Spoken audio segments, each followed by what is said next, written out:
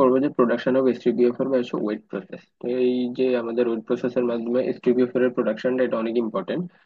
তো এর জন্য ফার্স্টে আমাদের যে রিয়েকশনটা প্রয়োজন সেটা কি, রক ফসফেটের সাথে আমরা সালফিউরিক অ্যাসিডটা যোগ করব, তারপর হচ্ছে কি পানি, যেহেতু ওয়েট প্রসেস আমাদের পানি যোগ করতে হবে, ওখান থেকে আমাদের তৈরি হবে কি ক্যালসিয়াম সালফেট আর 2 অণু পানি।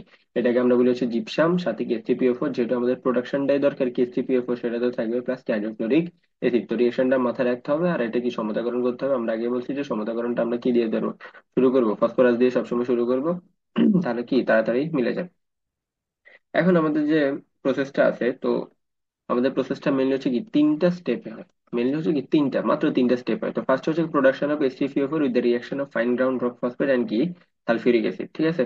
তো আমাদের যে একটা কন্টেনারে আমাদের কি আসবে, জিআরপি, অর্থাৎ হচ্ছে গ্রাউন্ড রক ফসফেটটা আসবে, আরেকটাতে কি আসবে, সালফিউরিক অ্যাসিড। এখন এই যে গ্রাউন্ড রক ফসফেটটা কি কোথায় যাবে, সামনে গিয়ে কি সালফিউরিক অ্যাসিডের সাথে মিক্সচার হবে। মিক্সচার হওয়ার পরে আমাদের কি তৈরি হবে, HCl4, প্রোডাকশন অফ HCl4। এখানে এসে কি তৈরি হবে, আমাদের HCl4টা তৈরি হবে।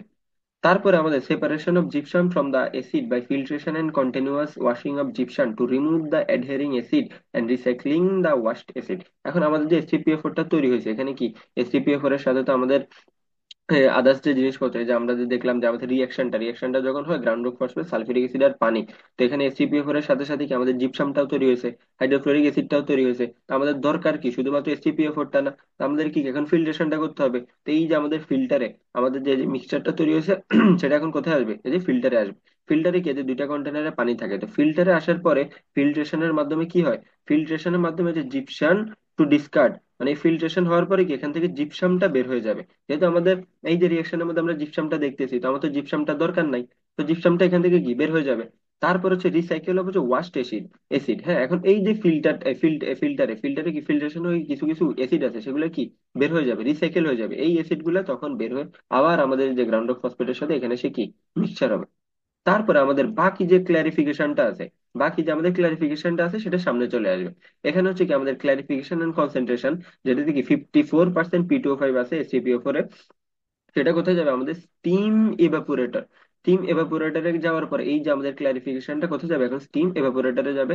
সেখানে কি হবে, ইভাপোরেশন হবে, স্টিম ইভাপোরেশন হবে। তো স্টিম ইভাপোরেশন হওয়ার পরে এরপরে এটা কি হবে, কনসেন্ট্রেটেড হাইড্রোক্লোরিক অ্যাসিড হিসেবে বেরিয়ে আসবে, যেটা আমাদের ডিজায়ার্ড কন্টেন্ট। অর্থাৎ কি আমাদের ডিজায়ার্ড যে কনসেন্ট্রেট সেটা আমরা যদি ফিক্স করে দিই, তখন সেখান থেকে কি আমাদের স্টিম ইভাপোরেশনের মাধ্যমে আমরা কি একটা ডিজায়ার্ড কনসেন্ট্রেশন পেয়ে যাব। তো আমাদের যে মেইন প্রসেসটা ফার্স্ট হচ্ছে কি, আমাদের দুইটা কন্টেনার থাকবে, একটা কন্টেনারে কি জিআরপি আর একটাতে সালফিউরিক অ্যাসিড। তো জিআরপি হচ্ছে গ্রাউন্ড অফ ফসফেট আর সালফিউরিক অ্যাসিড মিক্সচার হওয়ার পরে আমাদের কি কি তৈরি হবে, HCPO4 তৈরি হবে, জিপসাম তৈরি হবে সাথে, জিপসাম আর হচ্ছে কি পানি, হাইড্রোফ্লোরিক অ্যাসিড তৈরি হবে। তারপরে এই যে মিক্সচারটা সেটা কোথায় আসবে, আমাদের ফিল্টারে আসবে। ফিল্টারে আসার পরে এখানে কি ওয়াটার দ্বারা হচ্ছে বারবার ধোয়ার পরে আমাদের এখান থেকে যে জিপসামটা বের হয়ে যাবে, জিপসাম টু ডিসকার্ড, জিপসামটা বের হয়ে যাবে। আর আমাদের কি রিসাইকেল অফ ওয়াস্ট অ্যাসিড যেটা আছে সেটা আবার কি এখানে ফিরে চলে আসবে। তারপরে আমাদের যে ক্লারিফিকেশনটা, হ্যাঁ একদম হচ্ছে রিসাইকেল বা ফিল্ট্রেশন হওয়ার পরে আমাদের যে ক্লারিফিকেশনটা সেটা সামনে আসবে। পরে ক্লারিফিকেশনটা কোথায় যাবে, স্টিম ইভাপোরেটরে যাওয়ার পরে সেখান থেকে কি স্টিম গুলা ইভাপোরেট হয়ে যাবে। ইভাপোরেশন হওয়ার পরে আমাদের কি জিনিসটা আরো ঘন, অর্থাৎ কনসেন্ট্রেটেড হয়ে আমাদের কি কনসেন্ট্রেটেড হাইড্রোক্লোরিক অ্যাসিড, যেটা আমাদের ডিজায়ার্ড কন্টেন্ট, সেটা আমরা এখানে পাবো। এখন আমাদের যে প্রসেসটা সেটা তৈরি হইতে পুরো ডাইজেশন সিস্টেমটা আমাদের সময় লাগে কত, 8 ঘন্টা। কিন্তু আমাদের যে রিয়াকশনটা, এই যে আমরা যে রিয়াকশনটা দেখতেছি সেটা কয়েক মিনিটের মধ্যে হয়ে যায়। এই যে আমাদের রিয়াকশনটা সেটা মাত্র কয়েক মিনিটের মধ্যেই হয়ে যায়। কিন্তু আমাদের যে বাকি 8 ঘন্টা, অর্থাৎ কয়েক মিনিট বাদ দিলে যদি আর কত, 7 ঘন্টা ধরলাম, 40-50 মিনিট, হ্যাঁ, তো বাকি যে আমাদের টাইমটা সেটা কি জন্য দরকার হয়, formation of gypsum crystals of an adequate size to permit more rapid filtration. আমাদের যে ফিল্ট্রেশনটা আরো তাড়াতাড়ি করার জন্য কি জিপসাম যে ক্রিস্টালস গুলো আছে সেগুলো একটা অ্যাডিকুয়েট সাইজ হইতে হবে। স্বাভাবিক আমাদের যে ফিল্টার আছে বা ফিল্টারে তো একটা অ্যাডিকুয়েট সাইজের পারমিট থাকে, যে হ্যাঁ এই এই ডিজায়ার্ড অ্যামাউন্টটা কি পারমিটেড, অর্থাৎ এই যে ছিদ্রগুলো দিয়ে সেটা যেতে পারবে, ডিজায়ার্ড অ্যামাউন্ট না হলে যেতে পারবে না। এখন ওই যে জিপসামটা যদি সেই অ্যাডিকুয়েট সাইজটা গেইন না করতে পারে, তাহলে তো আমাদের র্যাপিড ফিল্ট্রেশনটা বা প্রপার ফিল্ট্রেশনটা হবে না। তো এই যে ফিল্ট্রেশনটা হওয়ার জন্য বা জিপসামের ক্রিস্টালটা অ্যাডিকুয়েট সাইজ হওয়ার জন্য আমাদের বাকি টাইমটা লাগে। এখন আমাদের যে HCl4 তৈরি করতে গেলে আমাদের যে এর সাথে কি ফলোইং হাইড্রেট গুলো কি ফর্ম হয়ে যায়, ক্যালসিয়াম সালফেট হাইড্রেট ফর্ম হোক, ক্যালসিয়াম সালফেটের ফর্ম, এখানে কি আছে anhydrate calcium sulphate, semi hydrate calcium sulphate, dihydrate calcium sulphate. আমাদের এই যে 3 ধরনের কি calcium sulphate hydrate form of calcium সালফেটটা তৈরি হয়।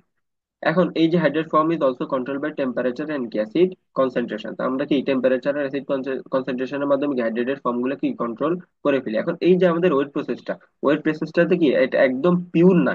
এই যে ওয়েট প্রসেসটাতে এসটিপিএফওটা যেটা পাই সেটা হচ্ছে ইমপিউর প্রোডাক্ট হিসেবে পাই। কারণ এখানে কি থাকে, আয়রন থাকে, অ্যালুমিনিয়াম থাকে, ক্যালসিয়াম থাকে, তারপর কি ফ্লোরিন থাকে, কি সালফিউরিক অ্যাসিড থাকে। হ্যাঁ, তো এই জিনিসগুলা থাকার কারণে যেহেতু আমাদের দরকার কি এসটিপিএফ এর সাথে এত এত জিনিস যুক্ত আছে, তাহলে কি এটাকে আমরা বলবো কি ইমপিউর। এখন এই যে ইম্পিউরিটিস গুলা আমরা কি ফিল্ট্রেশনের মাধ্যমে বের করে দিই, তারপরেও কিন্তু এই portion of impurities are present as solid due to হচ্ছে ইমপারফেক্ট ফিল্ট্রেশন।